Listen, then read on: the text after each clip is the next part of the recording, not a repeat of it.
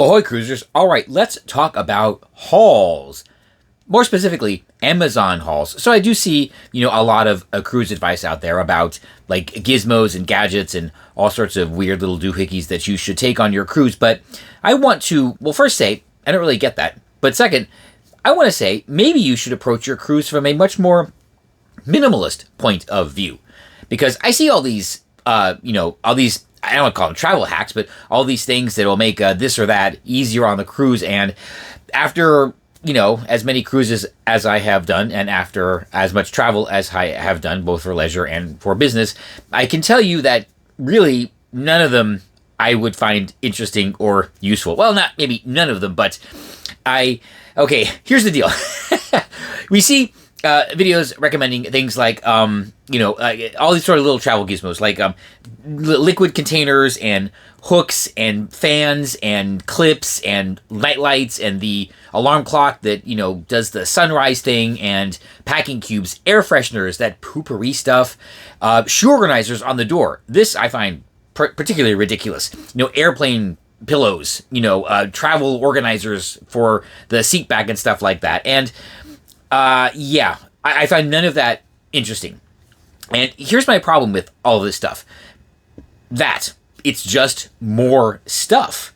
And do you really want to burden yourself with all this stuff? Because think about it. A vacation, any vacation is supposed to be a break from complication, especially a cruise. You book a cruise because everything, hopefully, that you want and expect and, think you'll enjoy should be either included or at least planned for. I mean, certainly all the basic stuff, the room, the housekeeping, the meals, drinks if you get the package, entertainment and everything like that.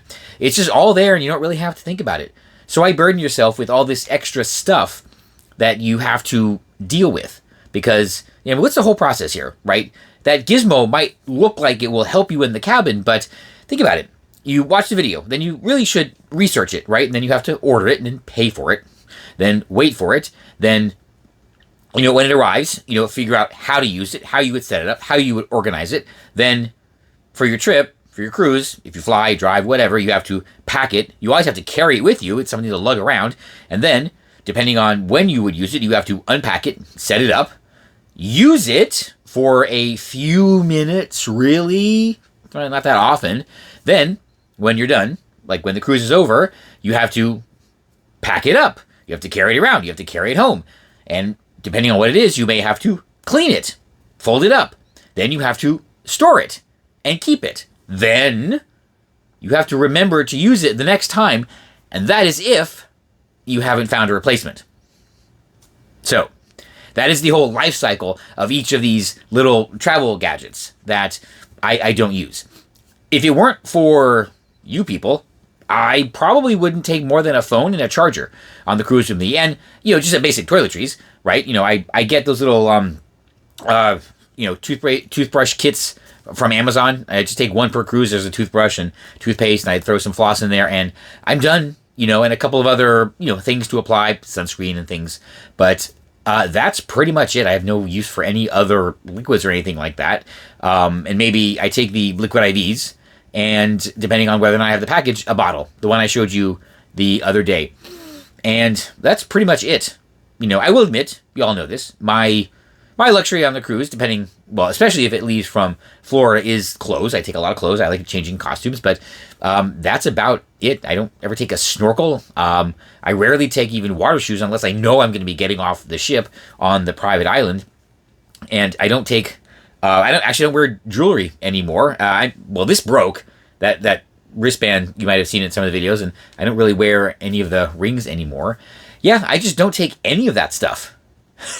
I really don't. So maybe that's okay. What I'm saying is maybe you should consider that approach. Maybe consider the completely unburdened approach. Just take as little as you can. Pack extra light. Pack only the clothes that you'll need. Some casual stuff, a bathing suit, maybe something for formal night if you want to do that. And just don't take anything. And if you miss it, there will be times when you might think, oh, I could use this, but guess what? You actually don't need it. You don't need that clip on the chair or anything like that. You're never going to need to actually hang anything on the wall, right? Maybe don't bring so much stuff that you have to organize it in a toiletry roll-up or anything like that. That's definitely a possibility. Don't bring a lot of things that you need to plug in.